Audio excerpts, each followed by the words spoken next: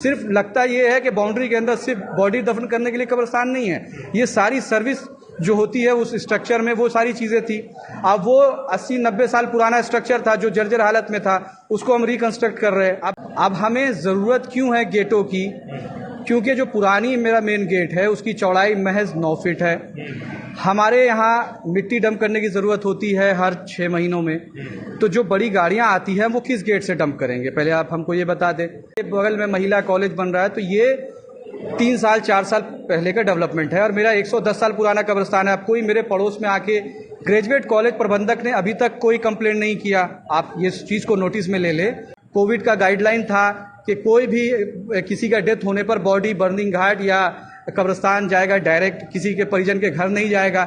वो हम back gate से लाने का काम करते थे। जिला प्रशासन को सारी चीज़ें संज्ञान में है कि बीजेपी हो या इस तरह की जो भी पॉलिटिकल पार्टियां हो, उनकी राजनीति शमशान, कब्रिस्तान, मस्जिद, मंदिर से चलती है। आपको भी मालूम है गेट खोले गए वो सिर्फ मेंटेनेंस पर्पस के लिए, पब्लिक मूवमेंट के लिए नहीं है। और आप 24 घंटा में कभी भी जाके चेक कर सकते हैं कि वो गेट बंद है या खुले हैं। अगर खुले हैं तो किस चीज़ के लिए यूज़ हो रहे हैं। नमस्कार, सोशल संवाद में स्वागत है। मैं शशि भूषण। अभी आपने बीजेपी का जो प्रेस कॉन्फ्रेंस था साक्षी कब्रिस्तान को लेकर आपने सुना, जो उन्होंने सवाल उठाया।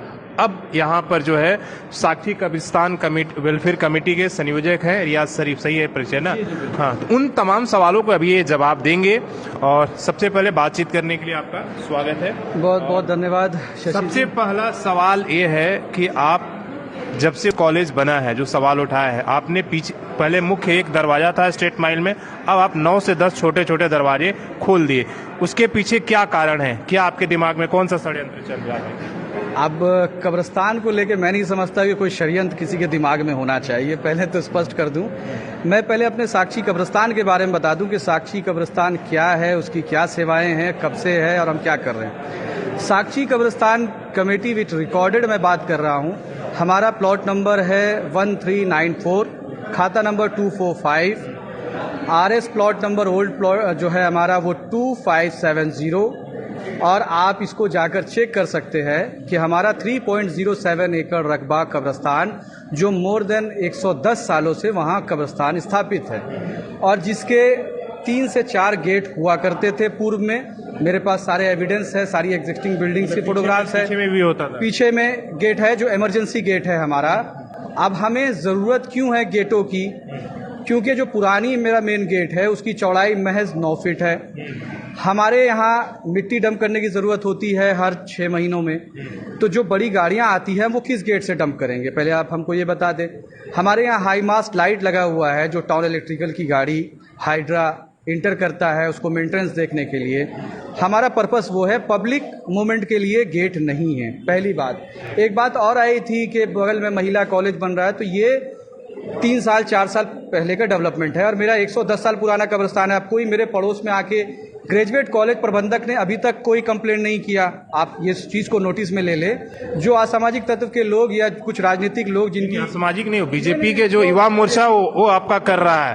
बीजेपी वो बाकायदा उन्होंने ऑफिशियल प्रेस कॉन्फ्रेंस अभी उन्होंने किया है, तो अब उसमें अब ये नहीं है कि कोई अज्ञात आपको नहीं, मैं बिल्कुल ही बता दूं कि बीजेपी हो या इस तरह की जो भी पॉलिटिकल पार्टियां हो, उनकी राजनीति शमशान, कब्रिस्तान, मस्जिद, मंदिर से चलती है। आपको भी मालूम है।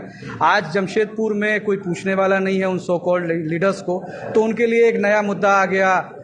साक्षी कब्रिस्तान में नवनिर्माण भवन हो रहा है और उसमें मदरसा होगा, उसमें कॉलेज स्कूल्स होगा। तो आप जो पढ़े लिखे लोग होंगे, ये हास्यास्पद बात है कि मिडिल स्कूल के लिए भी 0.5 एकड़ ज़मीन की ज़रूरत होती है अप्रूवल के लिए, हाई स्कूल के लिए 1 एकड़ ज़मीन की ज़रूरत होती है। और कब्रिस्तान में कौन सा संस्था बन सकता है ये हमको बता दीजिए, या इंस्टीट्यूशन बन सकता है? या निर्माण हो रहा है, किस चीज़ के लिए हो रहा है? निर्माण हो रहा है, मैं आपको स्पष्ट बता दूं। जो हमारा ये मेन गेट था, आप जैसे मैंने कहा कि 9 फीट चौड़ा मेन गेट था, आप देख सकते हैं 500 से 2000, 2500, 3000 लोग किसी भी अंतिम संस्कार में मिट्टी में आते हैं। तो क्या ये गेट काफ़ी है? आप ये बता दीजिए देख के। और ये जो हमारी एग्जिस्टिंग बिल्डिंग थी उसको आप देखिएगा, मैं ये इनसाइड की तस्वीरें दिखा रहा हूँ, जो 100 साल पुरानी स्ट्रक्चर है, जो काफ़ी जर्जर हालत में थी। ये हमारा जनाजा हॉल है। जब कोई मुस्लिम समुदाय में जब किसी का डेथ होता है, लोग बॉडी लेकर कब्रिस्तान आते हैं, उनकी एक नमाज पढ़ी जाती है जनाजे की, वो इस जनाजे हॉल में पढ़ी जाती है। ये एग्जिस्टिंग बिल्डिंग है। इससे पूर्व जो स्पेशल अफसर थे वो भी आकर विजिट करके देख चुके हैं। टाटा लैंड ऑफिसर भी देख चुके हैं पूर्व में। एक वज़ू खाना होता है, जब लोग वहाँ आते हैं तो अपने हाथ पैर मुंह धोकर जो है वो अंदर जाते हैं। और ये जिस हालत में थी, ये मैं अंदर का स्ट्रक्चर दिखा रहा हूँ सीलिंग का, कि कितनी जर्जर हालत में थी कि कभी भी कोई बड़ी दुर्घटना हो सकती थी। ये कोई फैब्रिकेटेड चीज़ें नहीं है, हम सारे फोटोग्राफ्स आपके समक्ष पेश कर रहे हैं। तो मेरा जनाजा हॉल, वज़ू खाना, हमारे वहाँ 6 से 8 स्टाफ है जो कबर वगैरह बनाते हैं, वो वहीं रहते हैं। उनका स्टाफ क्वार्टर था, हमारा ऑफिस, हमारा स्टोर रूम। चूँकि हमारे यहाँ बांस, पटरा, जो जनाजा ले जाने के लिए डोला, मोबाइल मॉर्चरी जो सर्विस हम जमशेदपुर में देते हैं, सबसे पहले हम लोग लेकर आए। एम्बुलेंस सर्विस जो हम प्रोवाइड करते हैं, उसका एक ड्राइवर रूम है, रेस्ट रूम। तो ये सारी चीज़ें हैं उस कब्रिस्तान के अंदर। सिर्फ लगता ये है कि बाउंड्री के अंदर सिर्फ बॉडी दफन करने के लिए कब्रिस्तान नहीं है, ये सारी सर्विस जो होती है उस स्ट्रक्चर में, वो सारी चीज़ें थी। अब वो 80-90 साल पुराना स्ट्रक्चर था जो जर्जर हालत में था, उसको हम रिकंस्ट्रक्ट कर रहे हैं। अब बात आती है उसकी परमिशन की। एक दूसरा सवाल आपकी तरफ से आएगा कि आप, हमारे तरफ से वो सवाल नहीं, अभी हमारे वही अलग अलग सवाल, लेकिन आप अपनी बात रख। जी, मैं पूरी बात अपनी रख दूं कि जमशेदपुर में 9 एकड़ का जो प्लॉट है, 9 एकड़ ज़मीन ऐसी है जो टाटा लीज ने कभी भी अधिग्रहण नहीं किया। मैं जो बातें कह रहा हूँ ऑन रिकॉर्ड कह रहा हूँ, ये अगर भाजपा वाले सुन रहे हैं या कोई ज़िला प्रशासन के लोग सुन रहे हैं, वो जाके चेक कर लें और उसके बाद वो कार्रवाई करें।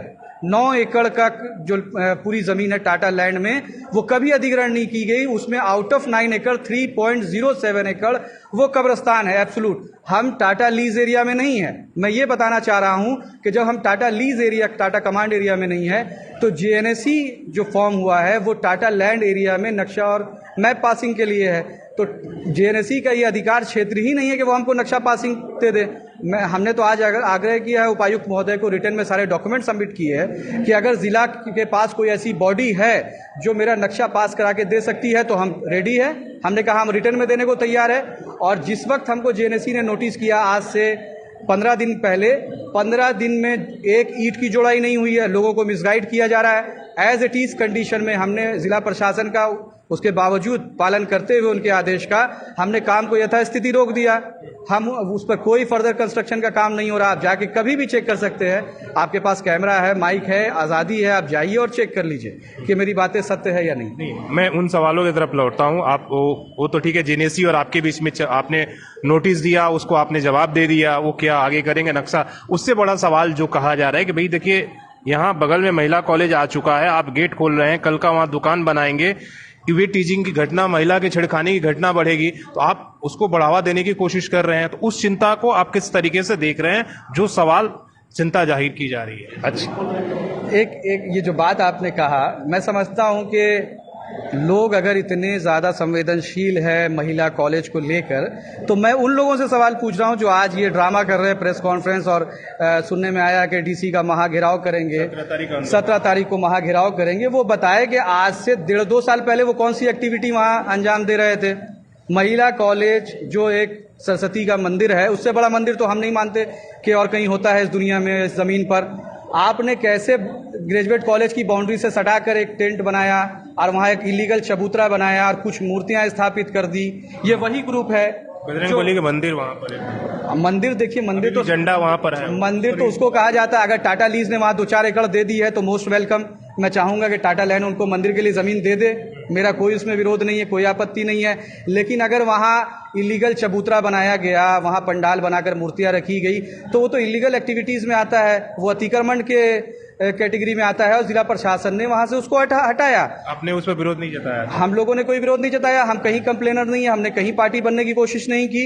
अगर ये लोग इतने संवेदनशील है तो इन लोगों ने महिला कॉलेज के बगल में किस तरह मंदिर स्थापित करने की कोशिश की इलीगल तरीके से, और आज भी रिजिड है वो। हमने तो ये किया, मैं ऑन रिकॉर्ड कह रहा हूँ कि वहाँ एक 50 साल पुराना इमामबाड़ा था, ठीक है, जिसको जिला प्रशासन ने वहाँ से हटाने का ऑर्डर दिया, और हम लोगों ने शांति व्यवस्था बनी रहे इसलिए हम लोगों ने खामोशी से उसको एक्सेप्ट कर लिया कि उस पीछे बने हुए इमामबाड़ा को, जो 50 साल पुराना इमामबाड़ा था मुहर्रम का, जिससे मुस्लिम कम्युनिटी की आस्था जुड़ी हुई थी, और उसको वहाँ से जिला प्रशासन ने कहा कि ये मंदिर भी अवैध है और इमामबाड़ा भी अवैध है, आपका ये दोनों हटेगा। हमने उसको एक्सेप्ट किया और ये रिटर्न में है। ये नोट सीसीआर ऑफिस साक्षी में डीएसपी सीसीआर के यहाँ मीटिंग हुई, जिसमें तत्कालीन city SP Subhash Chandra Jat, ADM law and order NK Lal, land head Tata steel Amit Kumar Singh, Rajiv Kumar Sinha ji जो चीफ इंफ्रास्ट्रक्चर टाटा स्टील है, हिंदू पक्ष और मंदिर पक्ष से कुछ लोग थे, हम लोग कब्रिस्तान कमेटी की तरफ से थे और इमामबाड़ा पक्ष से कुछ लोग थे, और सारे लोगों ने रिटर्न में दस्तखत किया कि आइंदा इस तरह का विवाद नहीं होगा। तो क्या मैं उन लोगों से पूछना चाहता हूं कि क्या आज आप अपनी ज़बान से मुकर रहे हैं? क्या आज आप दोबारा मुद्दा भटकाने की कोशिश नहीं कर रहे हैं? दोबारा से उन सब चीज़ों को आप फिर उजागर कर रहे हैं जहां ये कोई बातें सीन में नहीं है ना, ये चीज़ें वैध थी। इन चीज़ों को ख़त्म किया गया जिला प्रशासन की सहमति से और सारे पक्ष सहमत थे, और उसको हटाने के बाद से शांति व्यवस्था एकदम बरकरार है। वहाँ किसी तरह का कोई लॉ एंड ऑर्डर डिस्टर्ब नहीं है। कब्रिस्तान के आस पड़ोस सारे समुदाय के लोग रहते हैं। आप मीडिया में हैं, आप प्रशासन से पूछिए कि एक सिंगल कंप्लेनर है, किसी ने कहा हो कि साक्षी कब्रिस्तान की एक्टिविटी से हमको तकलीफ पहुंची हो? कोविड के दौरान आप पूछ रहे बैक गेट हमने क्यों बनाया? कोविड का गाइडलाइन था कि कोई भी किसी का डेथ होने पर बॉडी बर्निंग घाट या कब्रिस्तान जाएगा, डायरेक्ट किसी के परिजन के घर नहीं जाएगा।